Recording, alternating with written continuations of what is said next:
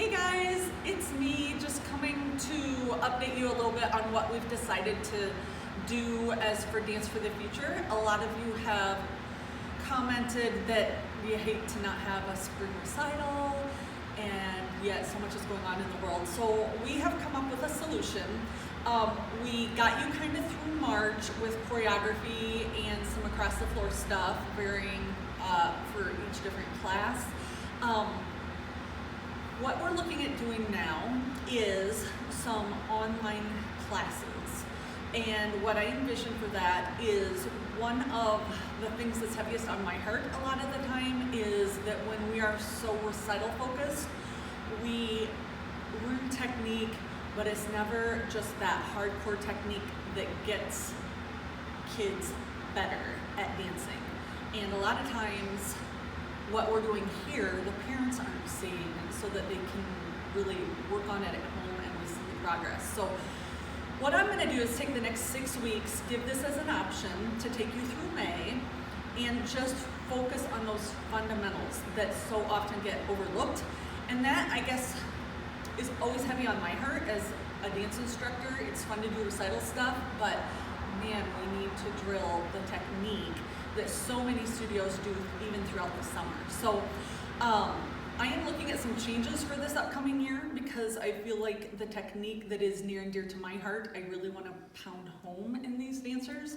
And this virus time would be an awesome way for us to connect with your dancers and get them really working hard to fine tune their skills. So actually, as I've been thinking through this time how we want to proceed, that excites me a ton. So this is not mandatory, it's optional. So what we would do is start middle of April, and how I envision this going is not like me on Zoom for an hour, but me sending you video content heavy on technique. And we would want, if your students are gonna commit to a class and parents are gonna pay the fee, which would be similar to your dance fees, what we would want as teachers is commitment for them to be practicing at home and that they're working on something and showing you as parents. So you can say, oh honey, it's this way, or make sure you turn that knee out, or what have you. That would progress our skills so much. And it's so much of what we're always saying in class, but a lot of times they may be working on their dances, but they are not working on their skills, which are so vital to producing better dancers. So I'm excited about this opportunity. What would that look like? It would look like new weekly content from our studio. A lot of it would be bar work and just working on that turnout, and they would need to send us a video back. So there would be a commitment on your end of it. So that we can see them and be saying, that looks great, now try pulling up, or get that leg higher, work on that turnout. So it would be bar content, it would be some across the floor combos, it would be tap, getting really better tap technique, and it might be something like cheer to work on super group cohesiveness, sharp movements, because we use that in jazz. And it would be some jazz combos. So each week you would get new content, but I will say that every week they would have ballet requirements. So I can talk to you more if you're interested in this, what we would require. But that ballet technique is the basis of dance, and we want to see them getting hugely better at that. That is so important. So every week it would be ballet. Like if the first week we sent out ballet content, that would not stop until their next ballet. We would require them to show us that every week that they're working on it. So exciting stuff. We are excited to get these dancers to keep dancing. And as far as recital, I'm planning on a mid-fall recital.